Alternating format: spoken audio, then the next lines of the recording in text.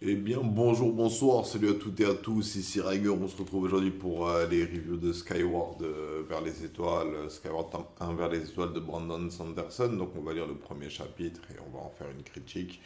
Alors moi, qu'est-ce que j'attends pour ce premier chapitre? Eh ben, j'espère qu'il va tout simplement bien lancer l'histoire, que ça va être fluide à lire comme la prologue et que du coup, on arrivera à s'intéresser au quotidien de l'héroïne.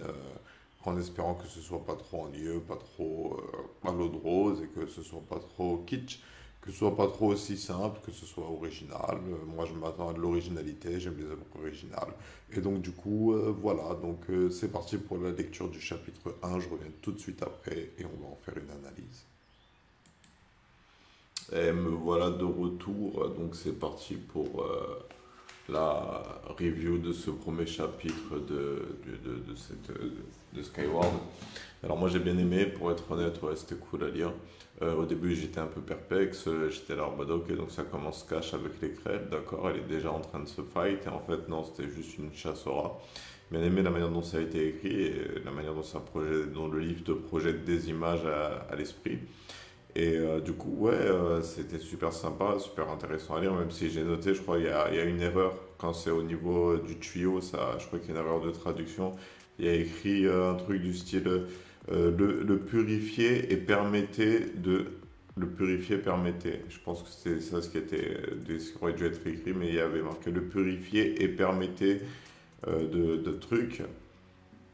Donc on voit que Spencer c'est une débrouillarde, c'est une guerrière, elle se débrouille dans la vie pour avoir ce qu'il faut, elle chasse les rats dans les cavernes, elle se déplace dans les cavernes, elle va pas très souvent en cours parce qu'elle elle veut devenir pilote. On est déjà au jour J, nous de notre côté, on voit pas son quotidien d'écolière, en fait on voit son quotidien de citoyenne, entre guillemets, genre c'est le matin chasse au rat, l'après-midi entraînement, je sais pas, enfin, je sais pas trop. Et après, il y avait des histoires de sa grand-mère qui étaient pas mal aussi, genre, elle racontait les histoires des grands guerriers en disant que c'était tous les ancêtres de Spencer. Ouais, donc Spencer qui est un personnage que moi je vois jovial un peu, avec un comportement chaleureux, très expressif de ses émotions, c'est un peu comme ça que je l'imagine. Et il y a déjà un peu teasé quand, quand la grand-mère demande à Spencer de s'entraîner, on va en parler plus en détail de ce bruit qu'elle avait commencé à entendre. Et si vous notez, il y a bien une sensation de. Elle était étonnée, il y avait écrit, elle était étonnée de se retrouver sur le toit dans Magmachi. Magmatic, pire nom de ville quand même, Magmatic. Genre, elle est pas très douée pour trouver des noms propres au lieu. L'auteur n'est pas très doué pour trouver des noms propres au lieu.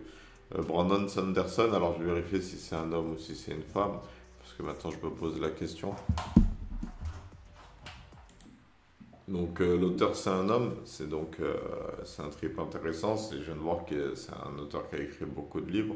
Après tout, c'est vrai maintenant que j'y pense sur la couverture, quand on peut voir le nom, il est bien gros. C'est l'auteur qui a vendu, pas l'œuvre.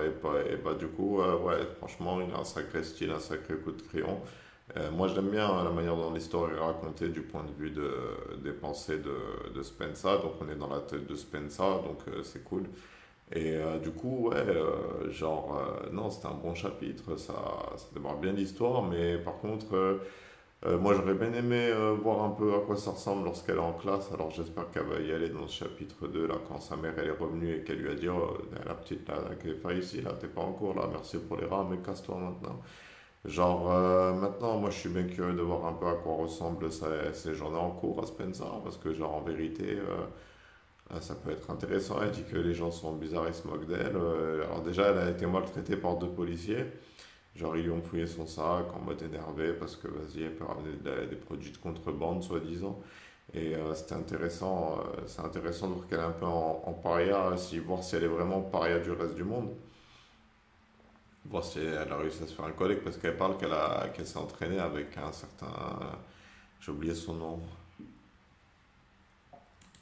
Ouais, le fameux Rodge. Donc, à voir si Spencer est vraiment une paria ou voir si du coup elle a réussi quand même à se faire un associé au cours de sa vie. Donc, moi, je vois que c'est bien écrit, pour être honnête, c'est fluide, j'ai même envie de dire, c'est un peu impressionnant de voir que c'est aussi immersif l'écriture. On est plongé dans l'œuvre et c'est un peu ce que j'avais ressenti quand,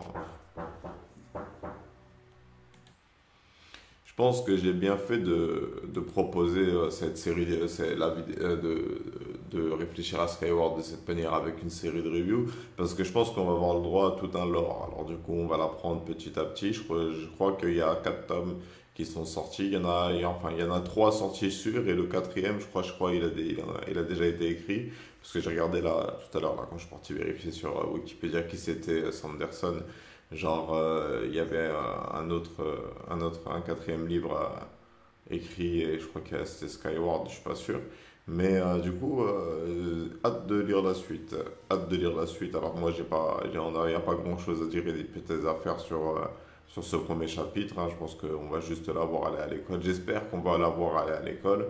Ou peut-être qu'elle va s'amuser à sécher les cours pour aller voir la base militaire une dernière fois et essayer de s'infiltrer, tu vois. Mais ça ne servira à rien parce elle veut passer, elle veut devenir pilote. Alors mieux vaut qu'elle fasse pas de bêtises, tu vois. Alors du coup, genre moi j'aimerais qu'on apprenne un peu plus aussi sur Magmatic, la ville dans laquelle elle est, parce que genre moi les blocs dont il parle, les maisons en cube, genre je les visualise un peu comme des cubes futuristes, tu vois, genre des trucs, moi je vois bien, j'arrive pas à expliquer le mot, il faudrait que je le dessine. Mais je vois bien ce que j'imagine, genre, et c'est comme ça que j'imagine, mais sinon c'est peut-être fait de pierre, tu vois, ce serait un peu triste et dommage. Alors du coup, moi j'ai imaginé des trucs futuristes dans ma tête, tu vois, parce que, genre, faut aussi, bah, c'est un livre de science-fiction, tu vois, faudrait pas que ce soit pas futuriste et que ce soit genre médiéval. Tu vois, je veux bien que la ville et son arpent, tu vois, c'est médiéval parce qu'elle a pas accès à la technologie, mais une fois qu'on sort de Magmatic, on vit vraiment la ville du futur parce que sinon, ah ouais, mais après la situation qu'ils ont avec les Krell, vu qu'ils les ont fuis, tu vois, genre je pense pas qu'il y aura de ville futuriste, mais je pense qu'il peut y avoir des lieux futuristes, tu vois, genre des bases futuristes, des trucs futuristes, tu vois, des trucs science-fiction, parce que sinon c'est dommage, même si c'est une bonne histoire et qu'elle se passe dans l'espace, on n'aura pas ce côté science-fiction. Mais avec le Lumi bracelet, on l'a, tu vois, on l'a pour le moment. Alors du coup, je pense que ça, là, on démarre bien et que la suite, Brandon Sanderson, il va pas nous décevoir. Parce que très sincèrement, je pense que ça va faire que monter crescendo jusqu'à la première bataille, avec tous les enjeux qui nous seront expliqués et tous les personnages qui nous seront montrés. Et on va peut-être avoir droit à des personnages qui vont mourir. Après tout, c'est un monde de guerre, un monde de bataille. S'il se veut un peu réaliste, il y a forcément des personnages qui vont mourir, tués par les Krell, justement. Lorsque ensuite on nous expliquera ce que veulent les Krell plus clairement, euh, même si c'est un truc un peu bidon. Parce que très sincèrement, moi, le seul défaut que je trouve à ce premier chapitre, c'est vraiment le nom de la ville en fait. C'est un manque d'imagination. Déjà, la planète, je l'avais pas dit quand j'ai fait la présentation, parce que voilà, la neutralité de la présentation, genre entre guillemets, genre détritus, le nom de la planète c'est tout pété, alors magmatique, le nom de la ville c'est tout pété. La base, j'ai oublié c'est quoi le nom, mais je crois pas que ce soit tout pété, sinon je m'en souviendrai. Et donc du coup, ouais, ah putain, ouais, le eye contact il est important quand tu fais une vidéo comme ça. Mais bref, ouais, j'ai dit tout ce que je pensais de ce premier chapitre, et donc du coup maintenant, genre tout ce qui reste à faire, c'est attendre. Donc on va, là en soi, personnellement, pour la future, pour la lecture du livre, là, non, là je suis pas chaud et j'ai envie de voir si j'arrive à embarquer des gens dans l'aventure parce que c'est vraiment, je pense que c'est une bonne saga de livres sur laquelle on est tombé. Et même si je reste un peu, on va dire, perplexe, entre guillemets, je sais pas c'est quoi le mot, même si je reste vigilant dans le sens où j'ai peur d'être déçu au bout d'un moment par la tournure de l'histoire, genre je pense que je suis tombé sur un bon livre et que Brandon Sanderson est un auteur qui a déjà fait ses preuves et que Skyward c'est vraiment de la science-fiction parce qu'il fallait de la science-fiction dans ce monde et dans ce monde il fallait une œuvre de science-fiction qui arrive à se démarquer du reste des livres parce que la science-fiction, on commence à l'oublier et c'est important que l'humanité se mette à réfléchir au futur parce que les technologies deviennent de plus en plus sophistiquées et donc du coup c'est important que notre imagination arrive à suivre avec ce qu'on est capable de faire.